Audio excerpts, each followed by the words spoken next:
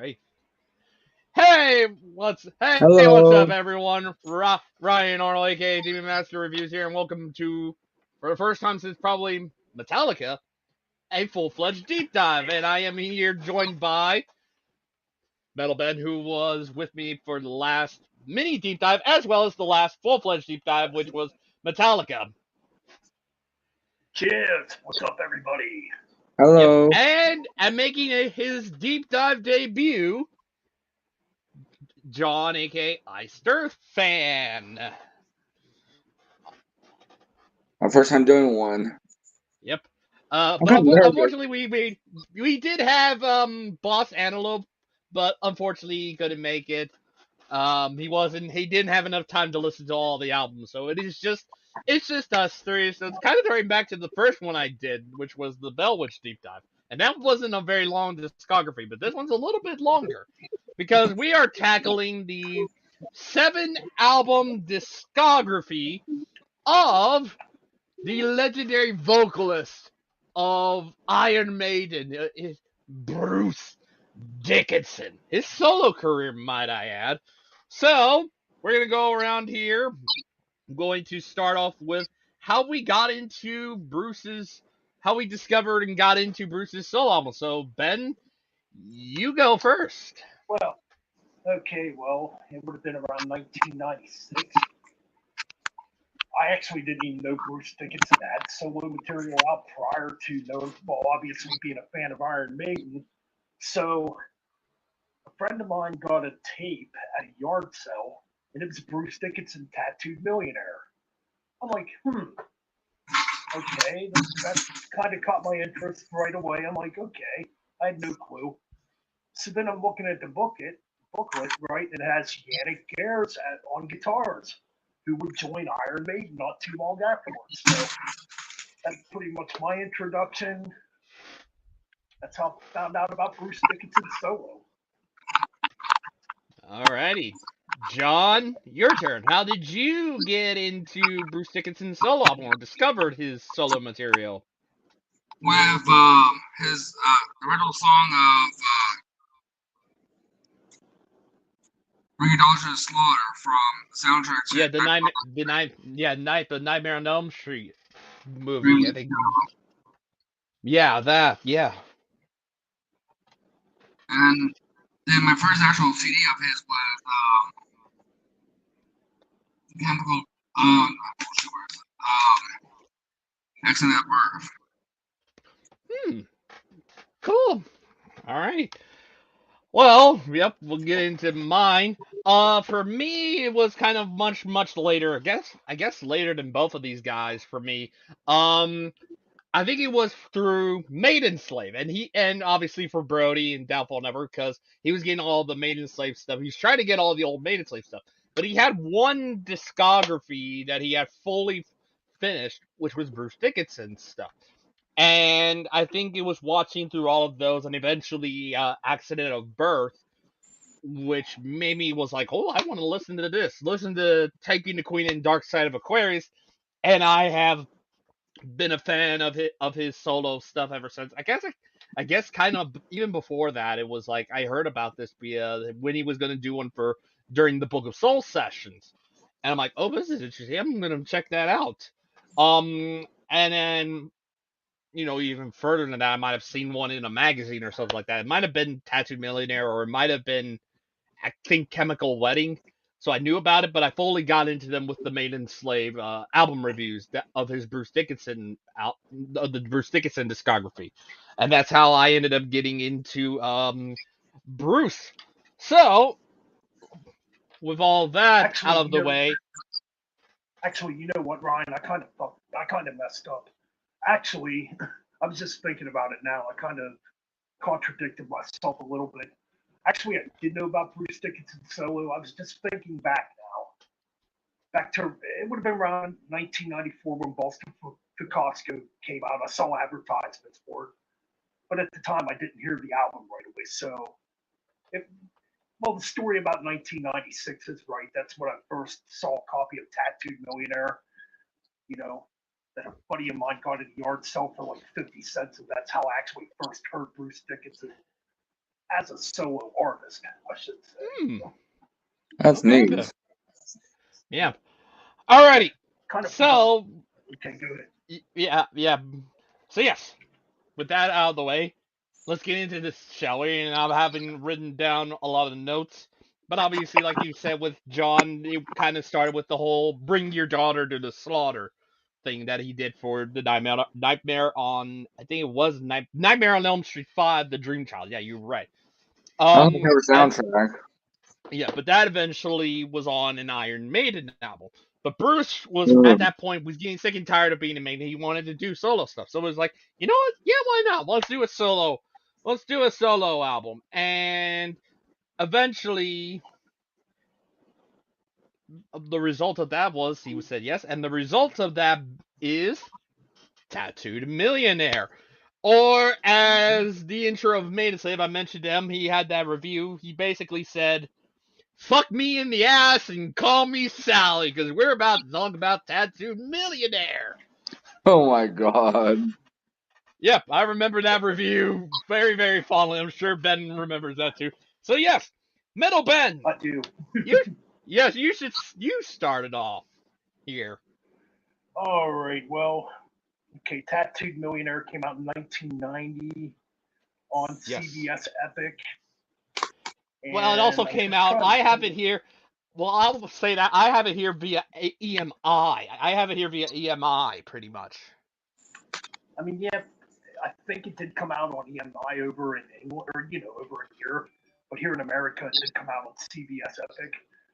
I mean, the same Yeah, label Iron Maiden was on at the time. I'm just yeah, trying to look for the track listing. Well, the album.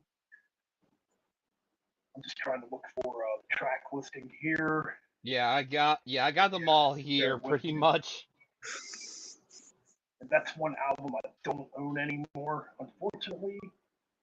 So bear with me here. Yeah, I got them all. I got here. Tracks are "Son of a Gun," title track, "Born in '58," "Hell on Wheels," "Gypsy Road," "Dive Dive Dive," "All the Young Dudes," "Licking the Gun," "Zulu Lulu," and "No Lies." All right, so I got it here. Just trying to find a lineup here. Well, obviously we know Yannick Gers, who would Yeah, go on to join Iron Maiden shortly after this, is on here. Who came from the Gillan band, and Gillan, from Deep Purple. That's where Yannick Garrett's came from. Bruce brought him on for Tattooed Millionaire, and the rest is basically history. yep. Oh, okay, here we go. Okay, now we got it. Okay, I found it.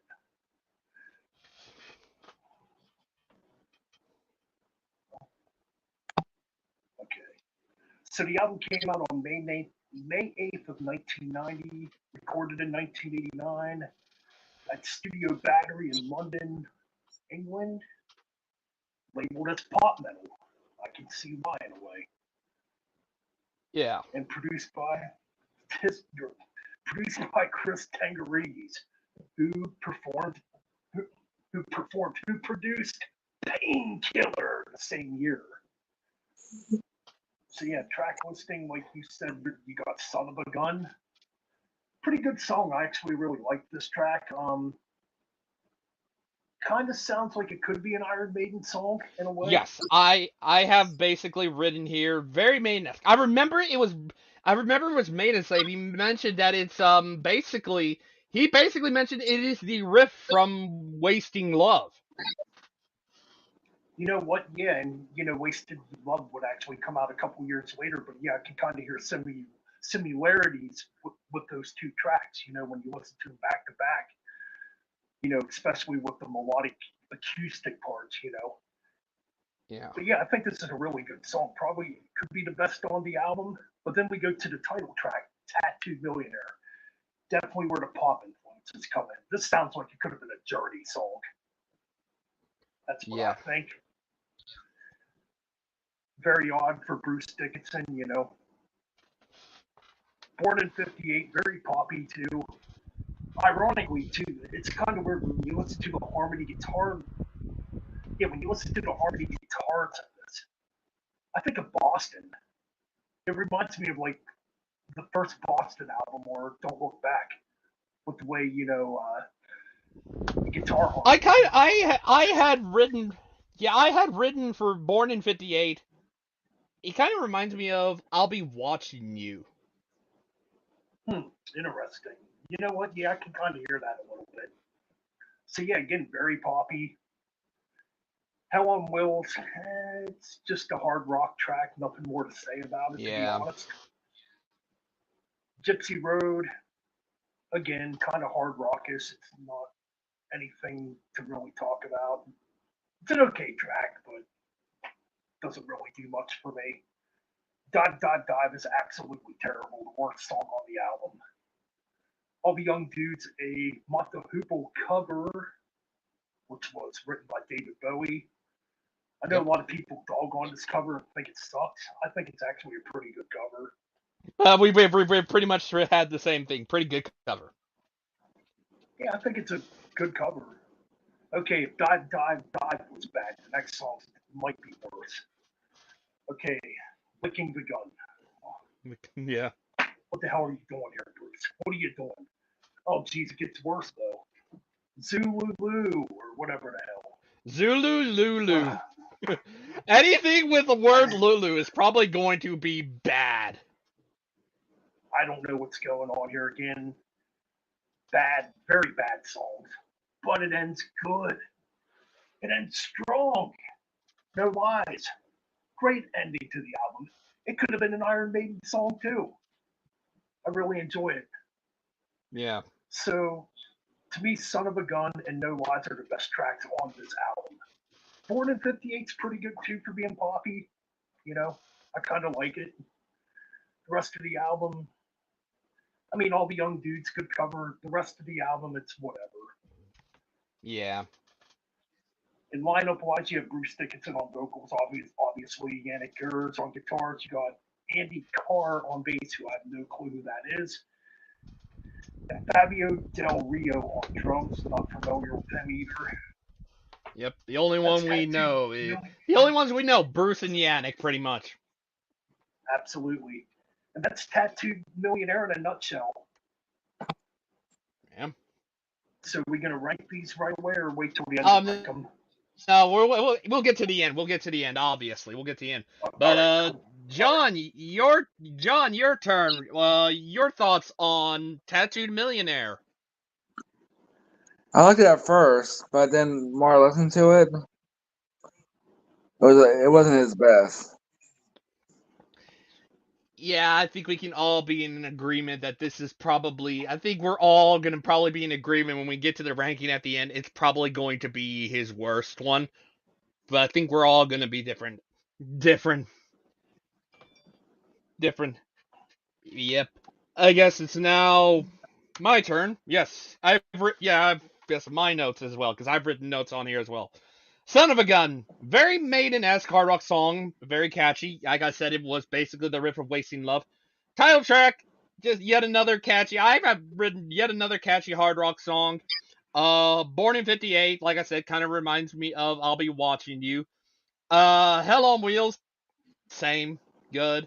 Yeah, a Gypsy Road was one that I've written here. Reminds me of Mr. Big. That's what I've written here. It kind of there was a little bit of it where I was hearing Mr. Big pretty much on this one. Then we get Dive Dive Dive. Hard rock song with GNR style vocals. Like you said, all the young dudes, we pretty much agree. Pretty good cover. Licking the Gun is yet another. To me, it was yet another Mr. Big style song. Liked it a lot. Zulu Lulu, once again, a catchy hard rock tune, and then No Lies. Aside from some interesting sounds on here, it's pretty much the same as most songs on this album.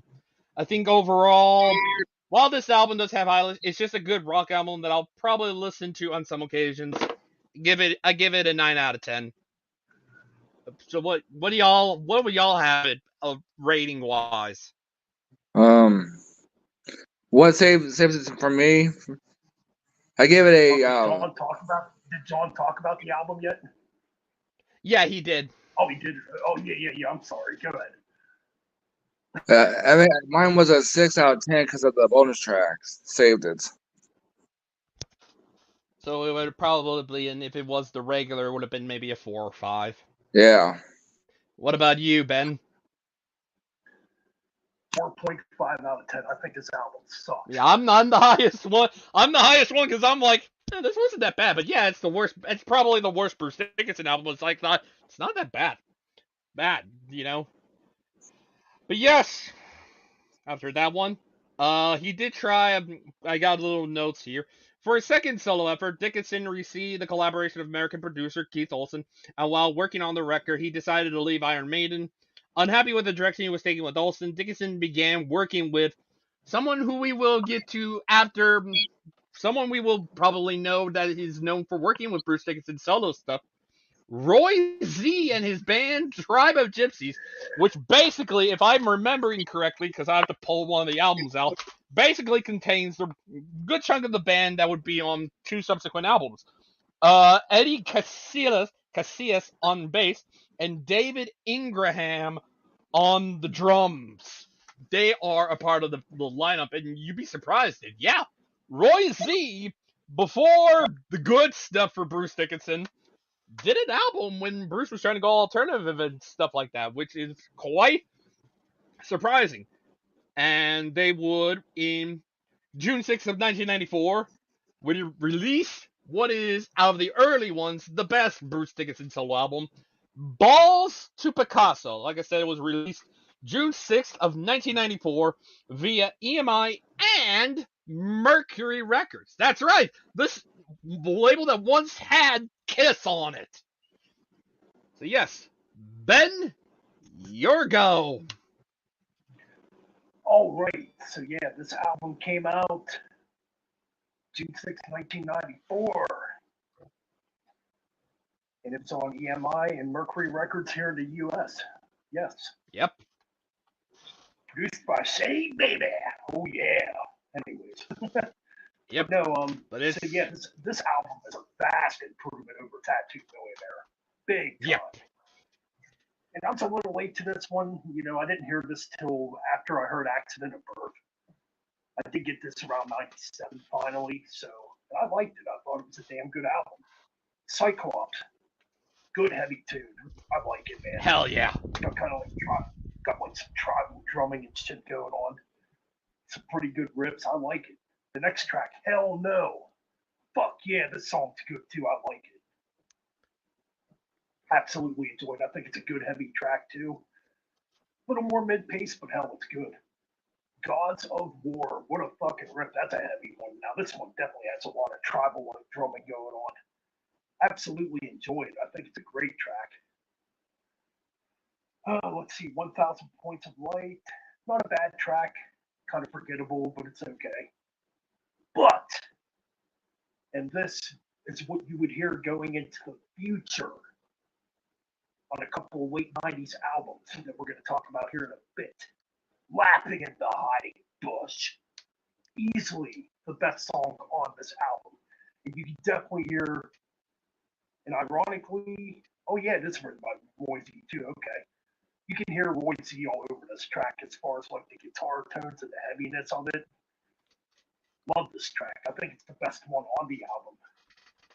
Change of Heart, kind of forgettable. It's not bad, but it's kind of just there. Yeah. Shoot All the Clowns. Kind of a goofy song, but I don't mind it. I think it's a pretty good song. Yeah, it was. I thought it was a very fun.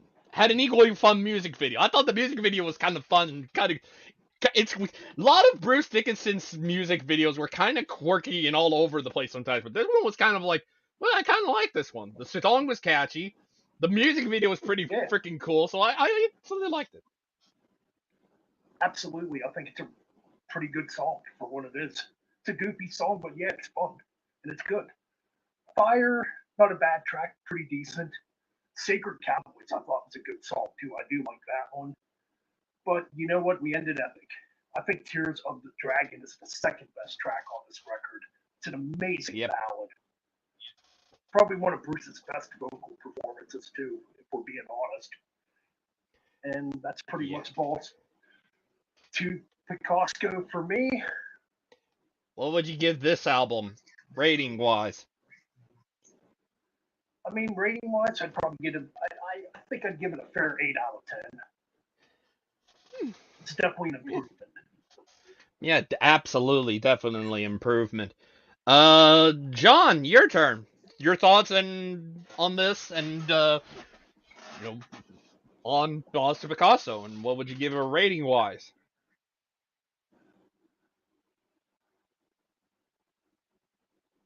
You there, John? John, I think he might have I think we're froze. I think we were having some technical difficulties, maybe. Oh, there he is. There he is. He's back. You there? I'm there. I like Okay. Shore. What's yeah? Your thoughts on this album? Um, I think it was a major improvement over than the first CD. Yeah, absolutely. What made it better, Well, too, like I said before, if I had the regular edition, it would have been an 8 out of 10. But then if you get the deluxe edition, it's a 9 out of 10. It's got a bunch of bonus stuff on it. yeah, pretty much. Yeah. I wouldn't have been surprised. I do feel like some of these would have been on like an album like Accident of Birth easily. Like that would have been maybe a double disc or something like that. And I feel like in a way they kind of do feel similar in some cases because of how heavy, kind of about how heavy Balls Picasso is, whereas Accident's kind of like it's in the realm of metal. So Yeah. yes, I'll get in my notes. Cyclops, longest song on the album at 7 minutes 58 seconds. Musically, you call this alternative because this is heavy as fuck. Obviously, it's not about Cyclops. It was about cameras. Even has a voice box sounds on here from time to time. Uh, Hell No has a style similar to what Godsmack would sound like. Gods of War. I've written here. I feel like Taking the Queen and Dark Side of Aquarius came from this song musically and quite possibly lyrically, because they kind of feel lyrically the same in some cases. 1,000 Points of Light sounds like something Bruce would do on later albums, but much slower, doomier, and somewhat groovier. Laughing in the Hiding Bushes, same as 1,000 Points of Light, but a lot heavier. Change of Heart, basically taking the Queen style, but if done by Santana. Shoot All the Clowns, very fun rockin' song that got an equally fun music video. Fire is back to basically tracks 4 5,000 Points of Light and Laughing in the Hiding Bush. Sacred Cowboys sounds like if Iron Maiden went alternative slash new metal, even has some Van Halen sounds on thrown in there. There is, I think, some of the riffing kind of sounds like it's Eddie Van Halen sounding.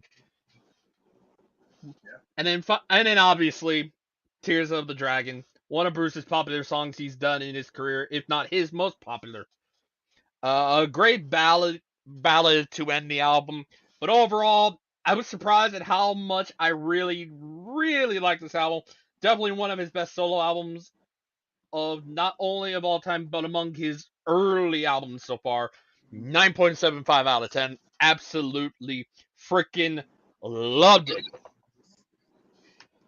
But yes, after this, Tribe of Gypsies went to go and do their own thing, and then Bruce went to do track down another band, and he would make this be called, eventually would be kind of, we got somebody in the chat. Hmm. Yeah, okay, you're out of here. Yeah, but don't need nobody, don't need any of those kind of people. No. Yeah, but anyway, obviously you went to track down another band. This would basically be the formation of Skunkworks, which would basically actually go into the alternative. He basically got a bunch of, pretty much a bunch of nobodies, pretty much, and basically formed the band called Skunkworks, and what was essentially going to be a self-titled album, Skunkworks. Like I said, was originally to be the self-titled, but the label was like, yeah, no, it's better if it was under the Bruce name. But yes, so that leads to Skunkworks. released February 19th of 1996 via Raw Power slash Castle, and they would kind of be kind of subsequent on some of these solo albums for Bruce. Like I said, was originally going to be the self-titled debut of the band of the same name, but labels said they would not issue the album under any name other than Bruce Dickinson. So Ben, your go. All right, here we go. Well, so this album came out February 19th of 1996 on Raw Power Castle. Shorter album, thank goodness, because this album would have been like 75 minutes long. This would have been the worst album in my opinion. But yeah, to quote, but yeah, I do want to say to quote Native Slave from his review, "Fuck me into." Actually, this album's not that bad. So yeah, that's the quote he said from the beginning of his review for this album. Right, and I do remember seeing this at Walmart of all places around this time. Really? And I saw the back of it. Yeah, this would have been around '96 sometime. Wow. And, I remember looking at the CD and I'm looking at the back. I'm like, what the fuck? Bruce Dickinson cut his fucking hair off? Right away, I'm like, this album can't be good. And I did not listen to it at the time. It took me a couple years to actually listen to this. Thank you, Accident of Birth, for redeeming my love for Bruce Dickinson at the time. Anyways, we'll get to that in a minute. Yeah! No, okay, so we begin things with Space Race. Kind of sounds like a very proggy, mellower, yeah, it kind of sounds like a very melodic Dream Theater song. That's what I hear. Maybe a little bit of Rush. It's okay. It's not bad. It's not what I want to hear from Bruce Dickinson. Back from the Edge is very alternative sounding. I don't like it. Not at all.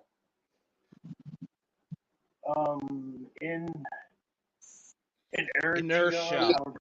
Inertia. Inertia. Okay. Yeah, okay. Inertia, okay. Not a good song. I don't care for it. Faith redeemed it, though. Faith is actually a good, heavy song. Probably the only song on the album that kind of has that false to Picasso sound to it. I do like it. It's got a good, heavy riff in it. Solar Confinement, it's whatever. It's okay. Dream State, not a bad track. It's all right. I will not accept the truth. Terrible song. I think it's the worst one on here. I don't like it at all. Inside the Machine is an improvement. I do like that song. It's pretty good. Head Switch I thought was pretty good too. I do like it. Meltdown though. I think Meltdown's one of the stronger tracks on here. Same with Octavia. I'm pronouncing that right. Yep. I think that's a good track. Interspace is probably the best track on here though. Am I right? Let me look here. They're both. Yeah, Interspace is all right. That's pretty good. Oh yeah, Strange Death in Paradise. I think it's probably maybe the second best track on here. I like the way it ends. It's kind of doomy sounding. It's kind of a prelude to what you would hear in the future on the next album. It is heavier, like more on the slower, heavier side. Kind of reminds me of like a Corrosion of Conformity song a little bit, like something off the Deliverance. Yep. Good song. Yeah, that's pretty much all I got to say about this album. There's bonus shit on here. We're not going to talk about that deal. Yep. So yeah, lineup wise, you got Bruce Dickinson, obviously, but Alan Dickens, I'm not familiar with him on guitars. Or Dixon, Alex Dixon. You got Chris Dell on bass, not familiar. And Sandrio Elvira on drums. However the fuck you pronounce that. Yeah. That's pretty much all I got to say about Skunk Work. Score wise, I would give it maybe, I don't know, maybe a 6 out of 10. Yeah. Alrighty. John, your turn. Thoughts on Okay. Skunkworks and your rating? Okay. I had the same feeling like Mel Bendis about the CD, but if you get the deluxe edition of it, it's say like I said before, like with the other ones, it's saved by the bonus tracks. It Yeah. has a bunch of my favorite bonus track on the whole CD is "I Am in a Band" with an Italian drummer. Hmm. But about the main album, I like Back from the Edge, Head Switch, and Space Race. So I was into alternative metal back then. Yeah. So But what? Yeah. But what would you give the normal CD of Skunkworks rating wise? um a 4.5 out of 10. That's a little bit low right there. Yeah. But with Alrighty. bonus, That's what we're looking but with bonus tracks, I 6 out of 10. Okay, so it was about the same as Ben. Yeah, I think mine's are a little mine are a little bit higher. So yes,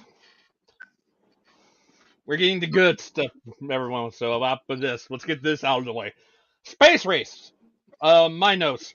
Sounds like Collective Soul, but with Bruce on vocals and a little bit heavier.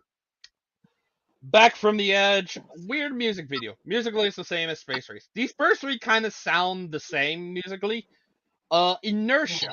for. Music video. I forgot this was '96, so this was the same year as it. Music video reminds me of Until It Sleeps from Metallica.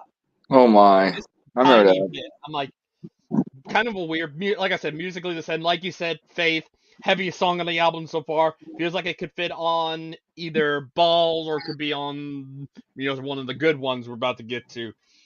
Really great song. Solar Confinement goes back to the sound of the first three songs. Dream State, same sound but more ballady and slower. I Will Not Accept the Truth, a song that's a mix of Faith and Dream State. What I written here, Inside the Machine, back to the standard off sound. Head Switch, a short but very heavy song. Meltdown, cool little drum intro that leads into a half heavy, half alternative sounding song. Octavia kind of has a Pearl Jam sound to it a little bit. I can hear 10 and stuff like that on this song a little bit. Inner Space, another standard alternative sounding song, kind of like Meltdown a little bit. And then Strange Death in Paradise. Basically, I have written here for Unlawful Carnal Knowledge, Ear of Van Halen, and Soundgarden sounding songs and the album. Uh, like I said, it's pretty much kind of the same, but I think it's a smidge better than Tattooed Millionaire. It does have highlights. This album's a pretty good album that I found enjoyable. Probably would listen to it every so often. 9.5 out of 10. Now, we finally get to some good stuff, finally. We're finally getting to the good stuff. After this, Yes. Skunkworks would disband, and Bruce would not only decide to start all over, but also to get back into heavy freaking metal. In order to do this, he would reconvene with Roy Z and basically Eddie Casillas and David Ingraham. And along with this, Adrian Smith joins, who I Yeah. believe was in his own band at the time called Psycho Motel, but we don't know what the extent of that is. Maybe that might be a future. Maybe I might talk about them, hopefully. But he had enough time to join up with Bruce. And to quote Made a Slave, when you have Bruce and Adrian together, you're gonna have some good shit. But when you bring in Roy Z, you're gonna have some really good shit. And that really good shit turned into accident to birth. Yeah, we all got it. Oh, you got the original. Mine, Oh I have the yeah. original face as well. We all got it. But yeah, finally, yes, this is when Bruce finally got good. This was released June 3rd, 1997 via the same labels and CMC International, who I believe were also a part of BMG at the time, I believe. Mine, obviously, my copy is the Correct. expanded version, which has Sanctuary and BMG. This one has the bonus tracks. You got some demo versions of the title track, Star Children, Yep. Taking the Queen, Dark Side of Aquarius, Arc of Space, and 3 different versions of Man of Sorrow, the radio edit, orchestral version, and the Spanish version. And then there's an original one that didn't make it on the album called The Ghost of Cain. But anyway, finally getting some good. All right, Metal Ben, let's finally talk about a good Bruce Dickinson album. Finally, redemption, redemption. Yeah! 1 year prior to this, Bruce Dickinson was saying during Skunk Works, so I forgot to mention this, that he's probably never going to play metal again, that people don't want metal no more, which he might have been right about that time. But then finally the gloves came off, and Bruce Dickinson's like, fuck it, I'm making a metal album again. And by God, did he make a fucking metal album. Ooh, you bring in Adrian Smith. It's like, fuck, yes.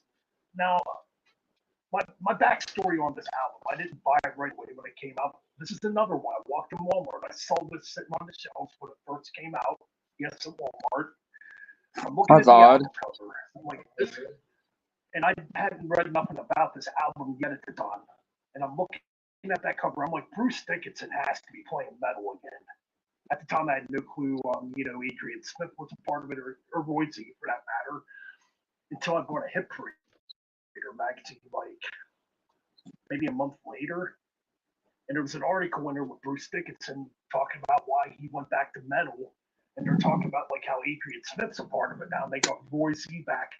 That got me pumped right away. So I went and bought an Accident at Birth on cassette tape then. Remember listening to it back then? I'm like, yeah! I'm so fucking happy in 1997 because Metallica really disappointed me prior. We're not talking about Metallica though. Anyways, yes, Accident Yeah. at Birth. Oh my God, great album. So yeah, there's 2 different versions of this. Okay, I have both versions of this. Okay, now I notice the difference. Yes, there's a 12-track version and a 13-track version. Actually, the 13-track version was the one that was released in the U.S. and Japan. So I guess the European market only got a 12-track version. Freak. Right away, when I heard it, I'm like, holy shit, this is the fucking heaviest thing I've heard Bruce Dickinson do. Pretty up-tempo, heavy, dark sounding. I'm like, yeah, this is fucking good. Then we get like a short little like interlude with Totec, Seventh Arrival. Toltec 7 Arrival. Just, like, Toltec 7 Arrival. Yeah, just a short. Yeah, Totec Seventh Arrival. Yeah, just a short little 30-second interlude that goes into Star Children. Dark, heavy, Yes. doomy song. I'm like, yeah. Then we go into Taking the Queen, which is the first ballady track on the album. I was even then, I'm like, this is kind of good. This probably could have been a Maiden song too. Maybe. I mean, it does get heavier in the middle, and it kind of sounds like classic Iron Maiden when it's heavier. And I'm like, this is a cool track too. I really enjoy it. You know, I think Bruce has put some really cool vocal lines in this track. Great guitar work by Adrian and Roy Z. Ooh, Dark Side of Aquarius.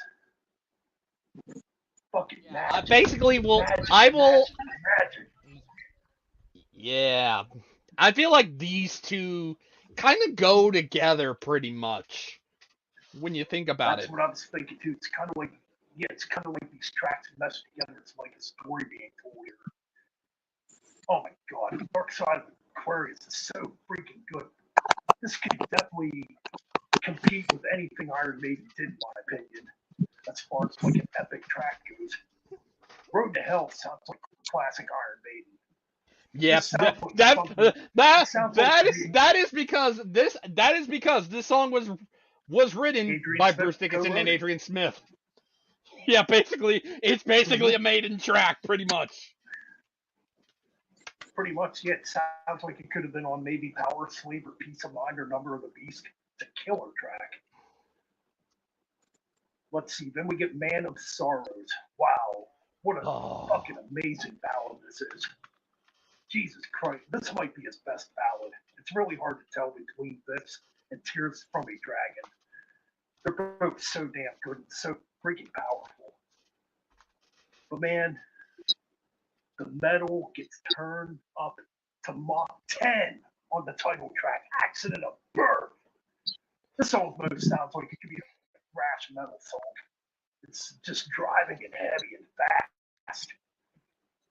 Like, oh my god, there's so much adrenaline in this track. Or it sounds like it could be maybe close to European power metal too. On this track, it's just good and heavy, has some good fucking harmony guitar shit going on. The Magician's a pretty underrated track. Again, pretty upbeat, kind of sounds like early Iron Maiden too. Welcome to the Pit is freaking heavy. That's just a slow, like Sabbath-like heavy song. Actually, this track to me kind of has more of a Seven Dust type of vibe to it in a way, with the modern like down-tuned guitar sounds. I know that kind of probably sounds like a weird comparison, but that's kind of what I get, or maybe a little bit of what Godsmack would do. Omega's a pretty cool track, pretty dark track, and then Arc of Space ends it. Well, Omega's pretty epic too. Like it's kind of like along the lines of Taking the Queen. You know, it's very acousticy, very Yes, I will get to my notes, but yeah, definitely, it's definitely like those Taking the Queen and Dark Side of Aquarius, pretty much combined into one, pretty much, but lyrically it's not the same though. Absolutely not. Yep. And this track, Omega, when it gets heavy, it sounds like early Iron Maiden. It sounds like early new wave of British heavy metal. It's good. Dark in Space, another ballad. I think it's a fucking great way to end the album. It's a good fucking ballad, I think. But then, yeah, Welcome to the Pit. Is that the track? No. Oh, yeah, The Ghost of Kane. Okay, The Ghost of Kane's another good heavy song, too. Kind of mid-paced, pretty doomy sounding, too. Really good stuff. Figured I'd Yeah, talk but about it since mine, it's kind of a part of yeah, this one, too. yeah, I didn't write notes for that one because it's a bonus track on the 2-disc version. Okay. So I was But mostly yeah, it's a talking. pretty I cool track, mostly too. wrote notes for the 12. Okay, score-wise, what do I give this? A 0 out of 10. Obviously, it's a 10 out. Obviously, it's a 10 out of 10. This is a perfect album to me. Yeah. Yeah. All right, John, your turn. Okay. I love the whole CD. My favorite song is The Man of Sorrows. Yeah. I love the title track. I like also Freaks. Freak, I mean. Freak. Yeah, freak. Nice. And then with the bonus, because I had the one with the bonus track, Yeah, you got the 2-disc one. You got the same as me, pretty much. I like their versions of Man of Sorrows on there. The Spanish version. Yeah, the Spanish version or the orchestral, and then there's a radio edit. Yes. I also like the Ghost of Kane. But man, there's no weak tracks on this CD at all. Absolutely. Not a single weak moment on this album. What would you give the rating wise for this album, John? A 10 out of 10. Nice. Nice. But with the All bonus right. track, 11 out of 10. Haha, bonus track's 11 out of 10. Alrighty. My turn. Yes, Freak. Start off, yes, freaking on a banger. Standard American sounding heavy metal song that opens the album, then just gets you pumped up. Total Tech 7 that goes into Star Children. Spoken word and atmospheric sounding song that serves as the intro to the next song. Star Children, heavy but very groovy. And I basically combined Taking the Queen and Dark Side, of course. I kind of feel like they're together pretty much. It's an epic, but it's not like an Iron Maiden epic. It's kind of like prog / power metal type of epic. Kind of, it would remind me of something like a Dream Theater or something like kind of that heavy proggy sound. sound, like he was with the ballady sounding of taking. And I basically written iced earth style power metal sound of Dark Side of Aquarius. Yes. Very, very iced earth. Just I'd written all over it. I'm like, and then I remember it wasn't a music. They never made music videos, but I remember it was like a YouTube channel. As soon as I was looking that up, and I saw on YouTube somebody had taken clips from Lord of the Rings movies with these songs, I believe, and it didn't matter what they fit the music videos with the Lord of the Rings stuff kind of fit, considering these kind of are kind of like got a melodic theme to them a little bit, or that medieval theme type of thing, pretty much. Then we get to what is next after that. We get to Road to Hell, very Iron Maiden. Yes, like I said, it's very Iron Maiden because it's obviously written by Bruce and Adrian. Man of Sorrows. I basically wrote. It's basically Tears of the Dragon, just with different lyrics, pretty much. Title track. Musically, it's Star Children but heavier. The Magician is another Iron Maiden-esque sound. Welcome to the Pit. Kind of reminds me of his next album we'll get to talk about here shortly. And then, like I said, Omega. Musically, it's like 60 or 70% taking the Queen and 30 or 40% Dark Side of Aquarius. And then ends with Arc of Space, a beautiful acoustic ballad to end the album. Absolutely love it. I absolutely love it. I can't give it a perfect score, but I can give it the next best score, 9.75. I absolutely love it. Absolutely freaking love this, and it's easily his best one. But yes, we don't have to wait long. No in between notes. Let's get into it. Chemical Wedding, Metal Ben. Go. There's nothing in Here between. we It's the same lineup pretty go. much. Chemical Wedding. Oh, loved Accident at Birth so much. I bought this the day it came out in 1998, man. On cassette. Yeah. God damn this fucking album. I want to have sex to it. It's so damn good. Okay, that's a little too extreme, people. Oh God, King and Crimson, fucking heavy as shit. Yeah, Brucey goes heavier on this freaking album. God Hell damn, fucking this yeah. song's so damn heavy. Fucking just killer vocals, killer riffs. The title track, Chemical Wedding, holy shit. You talk about a good title track, man. I love Heavy but Accident at Birth too. melodic. That's my whole track. Very heavy, but it's heavy, but it's very also it's kind of ballady, but still heavy. Yeah. Yes. Oh yeah. Yeah, I'm just gonna get to that. Yes, it's very ballady, very powerful, very good. I really enjoy this song. But then the Tower is freaking good too. Now the Tower could have been an Iron Maiden song, I think. It definitely kind of has that Yeah. epic feel to it, kind of like Maiden had, but heavier, obviously heavier. Freaking good though. I like the Tower. Killing Floor is like super freaking heavy. Yes. These That's I think definitely the one of tower. the heaviest songs. Yes, I think the Tower and Killing Floor had very weird and interesting music videos. I think the only members of the band that were shown in those was Bruce and Adrian. I don't know why the others chose not to show themselves, but it was. Yeah, that's kind of weird, but yeah. Killing Floor, though, man, that's a good fucking heavy tune. That's like fucking drop A heavy right there. Oh man, and then we get to this could be Dark Side of Aquarius Part 2, man. Yes, I What read the the hell? same thing. I agree. God damn, it's just fucking epic, so damn good. I am happy Bruce Dickinson's back to doing solo stuff because now he can play this stuff live again. Dude, this song is so damn epic. To me, this is better than like a lot of the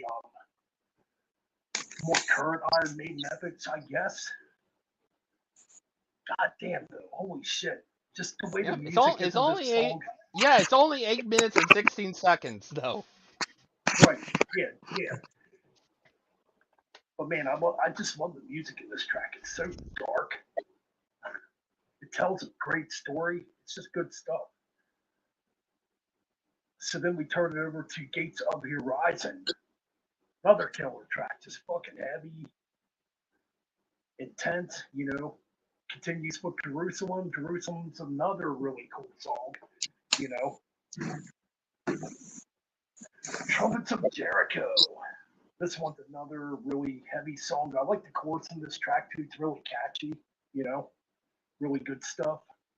Machine Men's good too, really heavy, co-written by Adrian Smith. Killing Floor was also co-written by Adrian Smith. I forgot to mention that. It's kind of weird too, because you'd think Book of Feli would be, Book of Fel would be co-written by Adrian Smith too, but it's not. It's co-written by Bruce Dickinson and Boise and Eddie, however the fuck you pronounce this last name. Eddie Casillas. Eddie Casillas, the bass player. Okay, yeah. But yeah, Machine Men, good song. But, you know what? I thought Book of Fel was a great fucking ending to the first half of the album. And the Alchemist. Ironically, there would be an Iron Maiden song called The Alchemist Down the Road. But this Alchemist is so freaking epic, and it reprises the Chemical Wedding at the end of it. Yeah, it feels like both those. Yeah, it feels like those two are together. I feel like pretty much. Yes, absolutely. Yep. Oh my god, what a good epic! I love the effects in this track too. It's just fucking good. Very melodic, very powerful, very epic sounding. They were definitely outdoing Iron Maiden at the time because, come on, get the fuck out of here. Maiden put out the fucking Virtual 11 bullshit. This album blows that album away. Yeah, fuck yeah. Like, this album kills that album. You know? Such a damn good epic, too. Fuck. Well, okay. I know I gave Accident Birth a 10 out of 10. I give this one like a. I know, fuck it, I'm gonna do it anyways. I give this album like an 11 out of 10. Yeah. That damn fucking good. Yep. All right, Said I fucking John, I your orgasmed turn. to that album. It's basically saying, like what he said, like Mel Ben said. Is he's so damn perfect that he also made a movie based off of it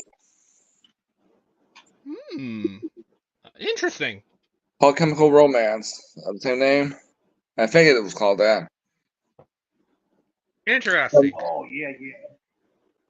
My favorite song on here is The Alchemist. I like Chemical Wedding. Yep. I like The Tower. Basically, the whole CD is amazing. I like Return of the King. That's the bonus track. The Real World. Yeah, mine's just the regular edition one. Mine's just the regular version. Same here. I got the Mine original one. mine just has the 10 songs on it. But man, with these bonus tracks added, usually I rate this as like a 10 out of 10, but a 12 out of 10. You got one up on Ben. It's perfect. Oh yeah. It's a perfect album. Yeah. All right. I'm gonna be the bummer here, but yeah, I'm gonna end up being the bummer of all of us. But we're all gonna probably be close. King of Crimson. Kind of okay. Lyrics revolve around the Crimson King, the main antagonist of Stephen King's Dark Tower series. Musically, it's very heavy and down-tuned. Title track, beautiful ballad, but still heavy. Gives it kind of a haunting vibe to it. The Tower. This was one of the few ones that I kept listening to multiple times and loved it. The music video, weird, but I loved the song. Killing Floor, another banger, kind of the same as Tower. Weird music video, but banger nonetheless. Book of Fell, longest song, 8 minutes and 60 seconds. Starts off with a haunting melody before going into a Dark Side of Aquarius style heaviness to it. And then these next two songs kind of are like taking the Queen, very sounding. Gates of Horizon and Jerusalem. I guess, yes, Jerusalem is about probably the birthplace of Christ, obviously, so that's what it is. Trumpets of Jericho. Mix of King of Crimson and the Tower sounds. Machine Man starts with an Iron Maiden-esque intro before going into a Road to Hell sounding song. And then it ends with The Alchemist, which basically is just the Chemical Wedding Part 2. Overall thoughts, I still prefer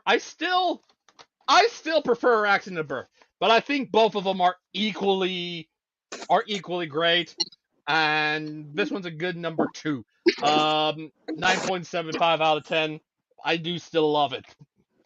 But yes, after that, obviously, as we know, Bruce and Adrian would rejoin Iron Maiden at this point, because obviously we know Virtual 11 was so bad that it was like, yeah, Bruce and Adrian, can you come back? And they're like, yeah, sure, why not? They'll come back. They were obviously, and they went back. They made 2 albums since they reunited at that point. That was Brave New World and Dance of Death. But all the while, fans were clamoring for more Bruce solo stuff. So he had found some time, contacted Royce and said, "Hey, I want to make another one. You want to come and help me with that?" And he said, "Yeah, sure." And because of with Bruce's schedule in Iron Maiden at the time, he was pretty busy and stuff like that. So it was a piece together album.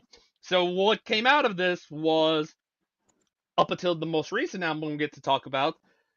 This was his most recent album, Tyranny of Souls, released May 23rd of 2005 via Sanctuary and Victor.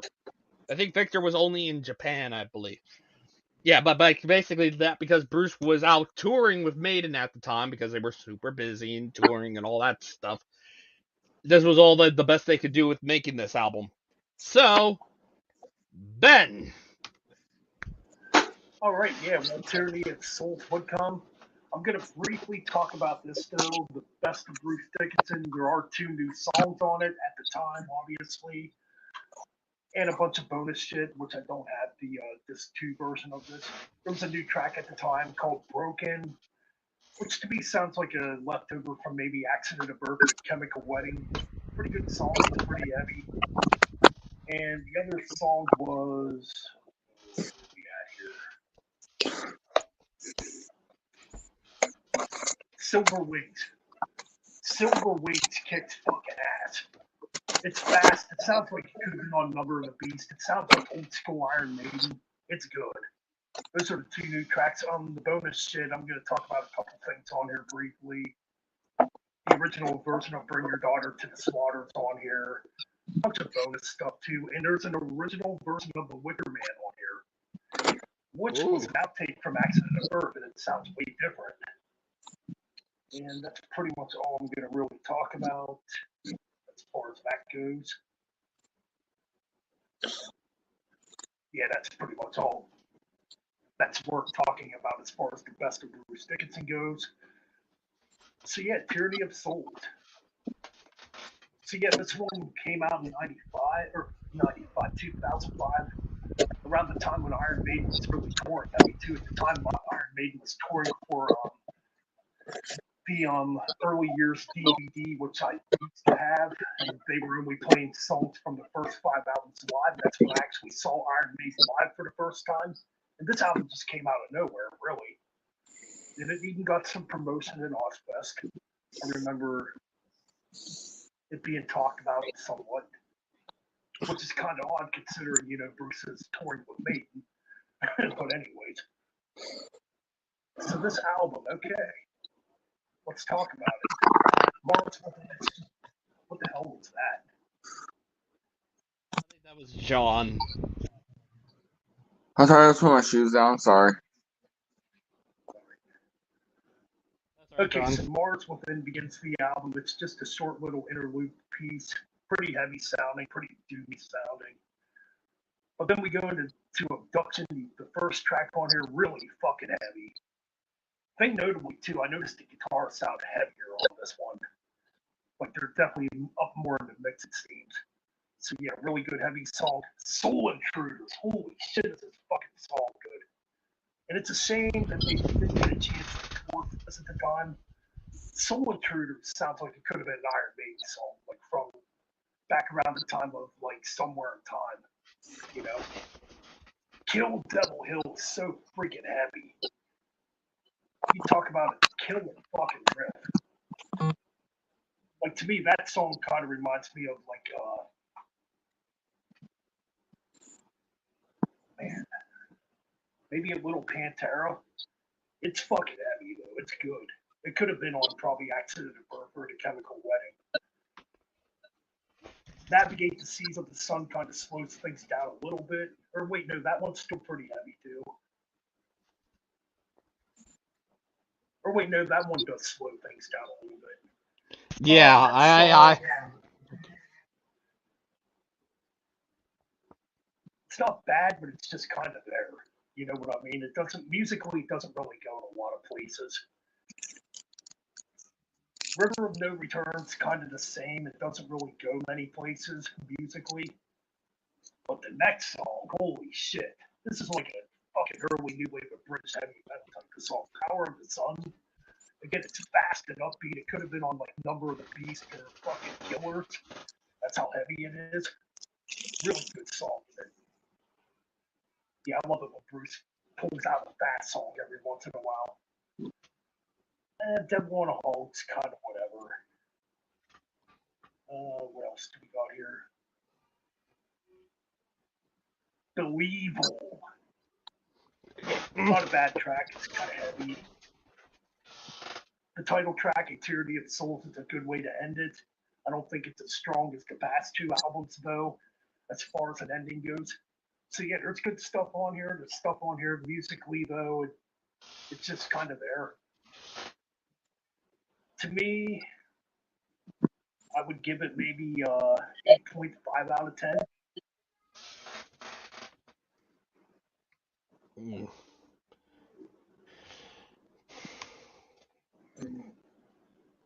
That's pretty much all Alrighty, I've got to say about this album. alrighty. Well, John, your turn. The way I think of the CD, I think it's similar to what like Mel Ben said. There's a few. My first song is like the Kill Devil Hill because of the Pantera vibe to it. For the most part, I think it it's better than the first two CDs. I think One it's thing I forgot to mention. Oh, I'm sorry, Dawn. Go ahead. I think it was perfect in the heaviness. Almost like he was. You can tell he was at Ozfest vibe to it. Yeah, the one thing I Yeah. forgot to mention about Star Intruders, there's actually double bass on that track. Yeah, Hmm. there's like some I noticed fucking that. speed metal double bass type of stuff going on. That song is so killer. I like that Yeah. part. That's a, yep. For my review for my point for it, um, a 9 out of 10. Alrighty. Alrighty. My turn. Next, okay, let's go. We got Mars Within. Very heavy, atmospheric intro that just leads into Abduction. Very freak sounding song. Then we get into Soul Intruders. Very Iron Maiden sounding song, but heavier. Kill Devil Hill kind of has that Iron Maiden gallopy sound to it. A little bit. Navigate the Seas of the Sun. I've written here Tears of the Dragon sounding song with lyrics that are kind of like a continuation of Rhyme of the Ancient Mariner, or at least themes of Rhyme of the Ancient Mariner, because it is very sea or ocean based thematically. River of No Return kind of continues that, but very power metal sounding song that's akin to a band like Manowar. Power of the Sun. You mentioned a new wave of British heavy metal. I basically have a Judas Priest sounding song. Like it was like, what? This sounds like Priest. Like what? I can kind of see Singing that. on a Yeah. Bruce singing on something that sounds like Judas Priest. What? I never knew I needed that, but that was like, holy shit. Devil on a Hog, standard heavy metal song. Believal, Black Sabbath like verses and King of Crimson like choruses. And then the title track, and it starts with a very doomy intro before going into a very Iron Maiden-esque song to end it. So yeah, while there are some stinkers, this album is great and I will definitely get it at some point. Basically, I originally had a 9.75, but I'm probably maybe giving it a 9 point. Maybe some, I don't know. Maybe it is 9.75. Maybe I might need to maybe adjust the scores of these two at some point. Maybe I do need to give these a 10, probably. So maybe I do need to probably have those be 10 out of 10s. But yes, as people will know, it would be quite a while before Bruce does another solo album, obviously. But there will be some there is quite a gap between this and this next one we're about to talk about. But this was kind of started, the writing for this kind of started around mid 2010s, around 2014 or 2013, because Bruce So, was writing for not just this but also for Book of Souls. One of the songs that he was writing specifically for a solo album would eventually be on the Book of Souls for Iron Maiden, called If Eternity Should Fail. It would eventually be rewritten lyrically, but it is on this album. But yeah, and then the whole theme of it being possibly a concept album and stuff. It is still a concept album, but yes, obviously it all started there. It would be rewritten to Eternity Espel, but then after that, it went quiet. He continued to work with Maiden, obviously, did another album with them called Senjutsu. And then, obviously, finally, the rumblings of he's finally going to record and stuff like that for a solo album. He obviously has Roy Z again, but it's a different lineup now. You've probably seen the lineup that he has in some of the music videos. I think the band is called the Band from in Hell or something like that, or From Hell, or I can't remember what it was called. But Roy Z is a part of that, and Bruce is a part of that. And we get, for the first time in 19 years, the Mandrake project. We're finally, after a month of it being out, we're finally get to talk about this new album from Bruce Dickinson. mine's somewhere in my room. I think you got the regular. I got the big thick one, the one that's like, Oh got the, yeah, I got the big I got one, the pretty regular I much. got, edition. I got the digipack. Yeah, you got the Digipack one. I got the big thick one with the comic and stuff like that. So yes, Ben, talk about the new Bruce Well, here we Dickinson go. album. So yeah, this album's not too old, So obviously It after was released. Glow It says here. Ragnarok, Yep, first single. I think it's a cool song. It's heavy. Kind of sounds like it could have been on Accident of Birth or Chemical Wedding. Still has that heaviness to it. Got me pumped up. I'm like, oh yeah, I can't wait to hear the rest of this album. So then we go to Many Doors to Hell. Yeah. This one, when you listen to it, it kind of has a scorpion sound to it. It has like scorpions, like a rocky, like a hurricane type of riff to it. That's the kind of vibe I get with this track, or like the zoo or something like that. It's a fun song though. I think it's good. I've seen a lot of people bitch about it. Whatever. I enjoy it. Rain on the Grave's kind of a weird song, kind of yeah, Bruce is definitely doing different shit on this song. Oh no, I think it's pretty good. At first I thought it was kind of weird. It took a bit for it to grow on me. I think it's pretty good though. Then the album kind of takes a dive, just for this song at least. Resurrection, man, what is up with the production of this song? The bass is way too high in the mix on this. I'm not understanding the guitar sounds on this track either. It's the weakest track on this freaking album. I freaking hate it. To me, it's just a throwaway track. Better, it should have been redone better. Fingers in the Wound. Pretty cool song. I like this too. It's kind of heavy. Now we get to the track that was originally written for this. That would end up on Souls. Obviously, Eternity has spelled the original version of it with different lyrics. Which version do I like better? I like this version better.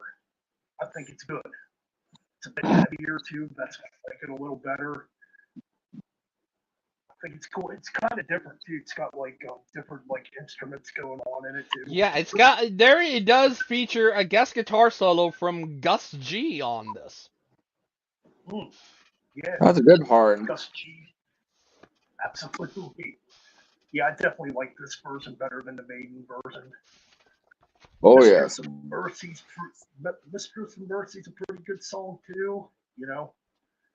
But then these last three tracks, I just think it was a bad mistake to have like three very mellow tracks at the end of the album. Facing the Mirror, it's not bad, but you know, I mean, maybe over time it might grow on me a little bit more. I think it's all right. It's just kind of there. Not as bad as Resurrection, man. That song's just trash. Shadows of the Gods, kind of atmospheric. It's kind of weird. I can kind of hear a Pink Floyd vibe in this track. Not bad. And then Sonata, Immortal Beloved. Again, another very melodic track too. That's almost 10 minutes long, and it doesn't Yep. get heavy till like around the 7 minute part. That so you know it doesn't drag. And that's just, Yeah. I mean, this album's still pretty good too. Some of this might grow on me more over time. For now, I'm gonna give it a 7.5 out of 10. All right, John, your turn. Okay. It's the same way like what Mel Ben said, but I think what hurts this album, you can tell it's been a long gap, and also you hear a lot of Iron Maiden still, modern day Iron Maiden, which I wish the last three songs was mixed in more like two heavy songs, put one melodic songs next to it, rearrange it and all that, where the melodic songs are mixed in, not at the end. And I agree about Resurrection Man. That song was done badly. But Oh, man, it's terrible. it was missing something. I think it should have been redone or become a B side. Well, the bass is Yeah. turned up way louder on that track. I don't get it. It's like Yeah. distorted bass that makes no sense. Yep. But if I get to see where it come out back in like oh shoot 2010, I would give it a 10 out of 10. But with the way that was arranged and all that, I give it a 7.5, like Mel Ben did, out of 10. Yeah. Yeah. I'm probably gonna be the nicest one out of all of us when it comes to this album. So yes, Afterglow of Ragnarok. Yeah, like you said, very heavy. Sounds like Chemical Wedding, but more modern. Many Yeah, Doors to Hell. You said something about I forgot what you said, Ben, but to me Scorpions. this sounds what? Scorpions. I mean, I had sounds very similar to Spillways off Ghost's album Impera. Very groovy and dance oriented. yes, And Rain on the Yeah. Grave, second Rain on the Grave second single off the album, very ominous atmosphere beginning that goes into like a standard rock metal song. Verses are more spoken like. Resurrection Men. I've had written here the writing on the wall from Iron Maiden suggested but heavier with a middle section that sounds very Black Sabbath. I kinda dig it. Fingers in the Wound. Very similar to Taking the Queen in some parts. Obviously Eternity has failed, not if Eternity should fail. Re-recorded in heavier version of If Eternity Should Fail from Iron Maiden's first double album, The Book of Souls. Features Gus G as a guest guitar solo with Roy Z. I personally prefer the Maiden one. I personally prefer the Maiden one, but that's kind of a personal theme because that whole freaking album is perfect. And unfortunately, this is not because we're about to get into some duds. Mistress of Mercy definitely sounds like Freak from Accident of Birth, but somewhat slower. Then, like you said, we get into the ballad stuff. Faces in the Mirror, very Tears of the Dragon type ballad. Shadow of the Gods, Tears of the Dragon style ballad, but a little bit longer, beginning and end with a heavy midsection, and then Sonata, Immortal Beloved, longest song on the album at a little over 9 minutes, almost 10 minutes. A very unusual and dark ballady song to end the album that I thought was kind of, it didn't really need to be nearly 10 minutes long. I feel like if this was like maybe say 6, maybe 7 minutes, it would have been better. But yeah, while the ending kind of fell flat for me, the rest of the album was great and overshadows the ending enough to where it still has a chance to make it onto my year-end list. I give this one a 9.75 out of 10. It's nothing. It's got a great beginning, but I absolutely that reason alone was enough for me to give that a 9.75 out of 10. You know But what I yes, heard? You know what I heard it for me for a little bit? It came out after one of my other band favorite artists came out with a solo album. You know who I talk about, Ryan. A certain he starts with I. Esau. It's fun. Hmm. Oh, Esau. Okay, from Emperor. Because you know what, that's what Interesting. Still haven't listened to it yet. Go to check it out. Yep. like I said, because I hate when two legacy artists come out 2 weeks apart. Yeah, One is a lot heavier than the other one.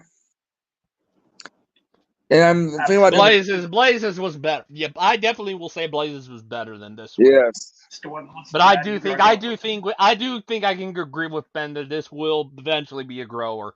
Hopefully those last few tracks will be growers and will eventually be great and stuff Yeah. like that. But I do think right now Blazes is a lot better than this new Bruce Dickinson album. All But before I'm yes, just hoping the yep. I'm But just yes, hoping we're the next finally Bruce getting Dickinson album. to the the rank ranking. worst to best. So Oh man. I think okay, number 7. I think we don't need an introduction. But Ben, what's your number 7? The Chemical Wedding. Come Ah! on, man. No, obviously it's accident of birth because that is an accident of birth. Holy Christ! I Um, don't fall for that one. No, I think my worst is Tattooed Millionaire. Oh shit! I said accident of birth, didn't I? Fuck. I meant yes. to Yes, say worst to Tattooed best. Millionaire. Worst to best. Yes, Tattooed Millionaire. It's an accident of birth.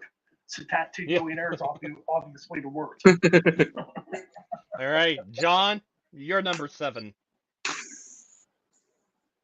Of course, yes, obviously. Number 6 for me is Skunkworks. What's your number 6, Ben? Skunk work. John? Of course. Number 5. I think for me this one's gonna be controversial. The Same Mandrake here. Project. The Mandrake Project's my number 5. What's your number Same here 5, to Ben? Mandrake. Same here Yep, to Mandrake Mandrake Project. Project. Yep, yeah, we're all agreement on the bottom ones. Okay, this might be a little bit different. Number 4, I have Balls to Picasso. What's your number 4, Ben? Man, I'm thinking. I'm just trying to think back to my rankings now. Trying to think, did I rank Balls to Picasso higher than Tyranny of Souls? I'm just gonna say Balls to Picasso. I'm pretty sure I ranked it a bit lower. All right, John. Okay. Balls. All right, number 3, Tyranny of Souls for me. Yep, Tyranny of Souls. John, Same here. don't tell me we're all. I'm like, holy crap. Okay, my number 2, Chemical Wedding. Ben. Two masterpiece albums, but man, I gotta say Accident of Birth. Oof. John. I'm the one that's gonna probably say this is number 1. This is my favorite right here. Freaking Accident of Birth. But y'all pretty much are saying Chemical Wedding is better than it. Chemical Wedding, man. Even though they're both so damn good. They're equal. I do say they're very much equal. I do think they're equal. I do like them equally. I like them equal. They're equals. But I guess that's going to do it for us here. Oh yeah, before Ben. I forget. Oh, go ahead, John. When I first heard about Bruce Dickinson doing his new solo album before it came out, the Mandrake, Mm-hmm. what I was thinking he would have his son's band with him with that one at first. Hmm. That metalcore band of his son's band. I wouldn't know. I don't know. That would have been interesting. But I think he made a right choice in going with Rosie because he knows Rosie pretty much. Yeah. Absolutely. Yes. Before we go, do you got anything you want to say? Any plugs you want to do, Ben? Well, just be on the lookout for the Metal Bastards radio shows. We're not going to do a show this Tuesday because I got to work, but Friday night I'm planning to do a show, and tomorrow night, more than likely, there's going to be a metal trailer talk trash episode tomorrow night. I'll try to So show that's up. pretty much what I got. Cool. All right. All right, John, you got anything you got working on? I know you got a channel and stuff like that. You got anything you're working on your channel? I'm thinking about doing a review on all their CDs. Mo Atrophy. Nice. Uh, I think there's no weak CDs by them, but I have an alternative what happened with my Ishon video Mm-hmm. where there's no regret. You know what I mean? It's hard to rank them. Yeah, fair enough. I think for me, some people will probably know that I am. There's a lot of things I'm going to be working on because there's going to be some time between this one and the next deep dive. But I guess basically mention that I got pretty much a tournament that I got going on that will determine who the next deep dive I'm going to be doing for, and we've reached the semifinals of that, where it is Judas Priest taking on Slayer and Dark Throne taking on Black Sabbath. But I think we all probably know what are going to be the finals. That's going on over on the channel's Instagram page. But I think after that, that's going to be some time. If it's going to be one of the longer ones, like Dark Throne or Sabbath or Priest, that will probably be sometime either in late May or early June, but if it's, let's say, Slayer somehow pulls it out, theirs might be somewhere in May, pretty much. But that's what will be when the next deep dive will be. There might be a mini deep dive in between. Um, there's definitely going to get back to reviewing some new music that have come out, albums that I've missed while I was listening to the albums in preparation for this deep dive. So there's definitely Yep. going to be some I'm going to need to listen to. Like I got to listen to that new Atrophy album. I got to listen to the Dragon Force album. I gotta listen to. I gotta listen to the Scott Stapp album. There's tons I gotta be listening to. So there's gonna be some stuff that I'll be reviewing here soon. So that's probably what's gonna happen on my channel. So I guess yes. I guess with One all of thing, that said, yes, Ben. one thing I did forget. One thing I did forget to mention. Overkill album ranking is coming up too. Nice. Right, that And is that's right. Yeah, that is right. Yeah, check his stuff. Yeah, check that out when he does that. Overkill. Probably not a Wait, band I'll do anytime soon, considering that's way too many albums. I've heard one more There's, thing too. yes, John. I'm thinking about filming my trip. I think going down to like a Cool, little travel vlog. cool. I'm I thinking about think. it. I'm kind of in the mood for it. Yep. But I absolutely think cool with stuff. yep. But I think with all that, I think that's gonna do it. So I thank Ben and John for joining me. I'm sorry that Boss Antelope wasn't able to be here with us, but hopefully, maybe a future deep dive he might be with us. But for now, this was a good one. Um, but yeah. Stay tuned for who will be the next deep dive I do. If you're on Instagram, follow the channel's Instagram page, which is damage_incorporated 1. So if you want to get involved with some of the stuff, we got another tournament that I'll be doing kind of more of in the summer that will also determine another deep dive, probably after the one that wins this tournament. So but there will probably be a mini deep dive. I just need to figure that out, and it probably will be a solo one. So, yep, I think that'll on that. I think that will do it. If y'all, this has been the Bruce Dickinson Deep Dive with Metal Ben and John, aka I Serve Fan. If y'all enjoy this, click the like button or dislike button. Comment below your thoughts on all this albums and Bruce Dickinson's solo career. And if you're new to the channel, click that subscribe button. So yeah, thank y'all for watching. This has been my deep dive, our deep dive for Bruce Dickinson. We will see y'all later, and as always, keep things metal. Metal. Yeah.